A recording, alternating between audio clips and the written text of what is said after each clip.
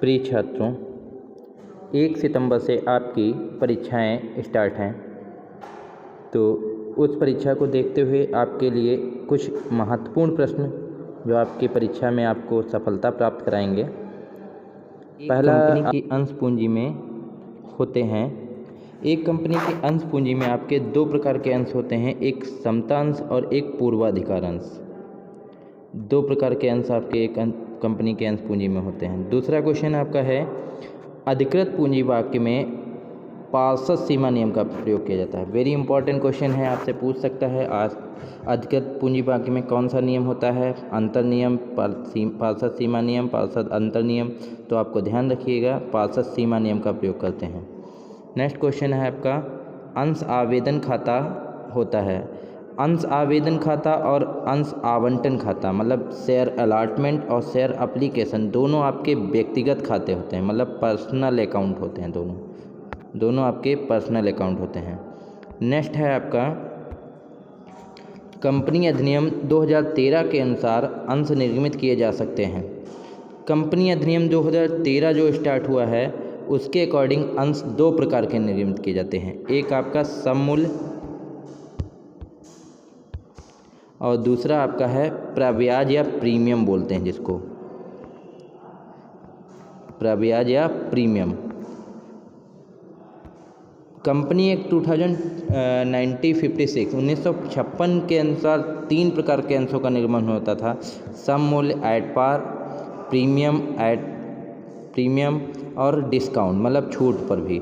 लेकिन 2013 के अनुसार हम सिर्फ सममूल्य पर निर्गमित कर सकते हैं।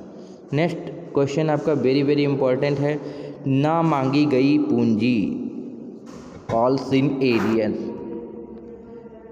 के उस भाग को जो भविष्य में केवल कंपनी के समापन के समय मांगने के लिए सुरक्षित रख दिया जाता है, उसको कहते हैं पूंजी संचित या आरक्षित पूंजी। नेक्स्ट क्वेश्चन है आपका, तालिका F के अनुसार एक दूसरी याचना करने की पूर्व की तिथि अवश्य बीत जानी चाहिए 1 माह। तालिका F के अनुसार दूसरी याचना मतलब फर्स्ट कॉल और सेकंड कॉल के बीच में 1 माह का डिफरेंस होना ज़रूरी है। नेक्स्ट है आपका, तालिका F के अनुसार याचना की राशि अंश के अंकित मूल्य से, वेरी इंपॉर्टेंट क्वेश्चन है, अंश के अंकित मूल्य से 25% कम होनी चाहिए, 25%। वेरी इंपॉर्टेंट क्वेश्चन है ये। नेक्स्ट क्वेश्चन है आपका, एक व्यक्ति कंपनी वह है जिसमें केवल एक सदस्य होता है। कंपनी अधिनियम 2013 के अनुसार अब हम एक व्यक्ति की कंपनी भी स्टार्ट कर सकते हैं, जिसको हम बोलते हैं 1 पर्सन कंपनी। एक व्यक्ति की कंपनी 1 पर्सन कंपनी। तो 1 पर्सन कंपनी में एक व्यक्ति होना कंपलसरी है। नेक्स्ट क्वेश्चन, एक कंपनी निर्गमित नहीं कर सकती। कौन सी कंपनी क्या निर्गमित नहीं कर सकती है? अशोध पूर्वाधिकारी अंश और शोध समतांश। कहने का मतलब, अशोध पूर्वाधिकारी अंश ऐसे जो नॉन रिडीमेबल प्रेफरेंस शेयर हैं और आपके रिडीमेबल इक्विटी शेयर इशू नहीं कर सकती है। नेक्स्ट है आपका, अंशों के निर्गमन पर प्रीमियम निर्धारित होता है निर्गमन करने वाली कंपनी के द्वारा। नेक्स्ट क्वेश्चन है आपका, एक सार्वजनिक कंपनी निर्गमित कर सकती है समता और पूर्वाधिकार अंश। एक सार्वजनिक पब्लिक कंपनी जो है वो इक्विटी और प्रेफरेंस शेयर इशू कर सकती है, बट एक प्राइवेट कंपनी के अंशों को बेचा जा सकता है निजी प्रसार के माध्यम से। 14 नंबर क्वेश्चन है आपका, कंपनी के सदस्यों का दायित्व होता है सीमित। वेरी इंपॉर्टेंट क्वेश्चन है आपका, कंपनी के सदस्यों की जो दायित्व होती है, लायबिलिटी होती है, वो लिमिटेड होती है, सीमित होती है। नेक्स्ट है, निजी कंपनी की अधिकतम संख्या होती है। मोस्ट इम्पॉर्टेंट क्वेश्चन है आपका, जो आपके प्राइवेट कंपनीज हैं उनकी जो मेंबर्स की संख्या होती है वो लिमिटेड होती है, न्यूनतम आपके 2 मेंबर होते हैं और अधिकतम आपके 200 होते हैं।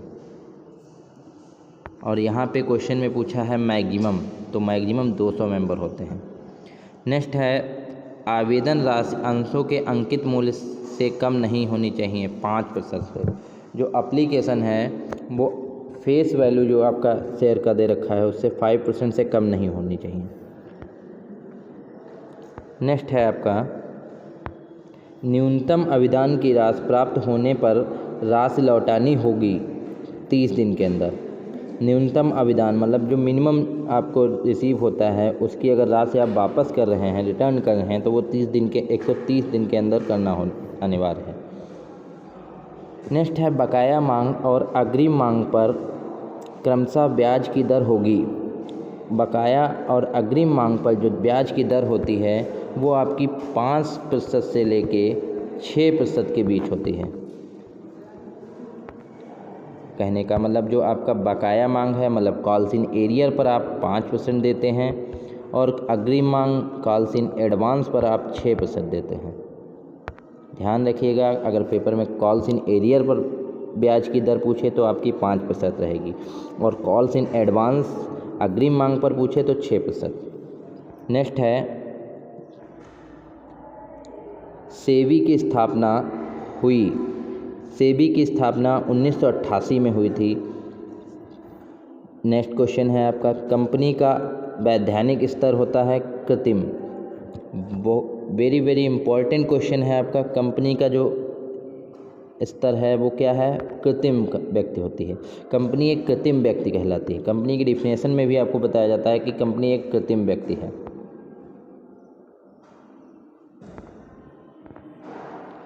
अधिमान अंशधारी हैं। अधिमान अंशधारी जो हैं वो आपके क्या होते हैं? वो आपके पूंजी व लाभांश भुगतान पूर्वाधिकार रखने वाले होते हैं। अधिमान को ही हम प्रेफरेंस शेयर या पूर्वाधिकार अंश भी बोलते हैं। इनको हम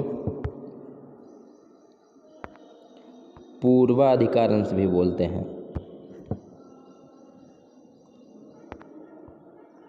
नेक्स्ट है आपका संचयी अधिमान अंश। पूर्वाधिकार अंशों को 8 प्रकार से बांटा गया है, जिसमें से आपका एक संचयी होता है पूर्वाधिकार अंश। अदत्त लाभांश संचित होता है। संचयी अधिमान अंशों में क्या होता है? अदत्त लाभांश संचित होता है और लाभांश व पर ब्याज दोनों संचित होते हैं। नहीं, सिर्फ पूर्वाधिकार जो संचयी कैमुलेटिव प्रेफरेंस शेयर हैं, संचयी अधिमान अंश या पूर्वाधिकार अंश, उनमें जो अदत्त लाभांश है वो संचित होता है। नेक्स्ट है आपका शोधनीय अधिमान अंश।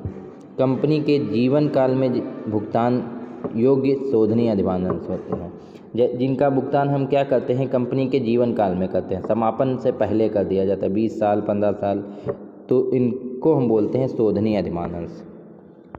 नेक्स्ट है आपका अंशहरण खाते के शेष को आर्थिक चिट्ठे में किसके अंतर्गत दिखाया जाता है? अंशहरण खाते के शेष को आर्थिक चिट्ठे में के अंतर्गत अंश पूंजी में दिखाते हैं। शेयर कैपिटल कॉल हेडिंग्स में हम दिखाते हैं। लास्ट और अंतिम प्रश्न आज का आपका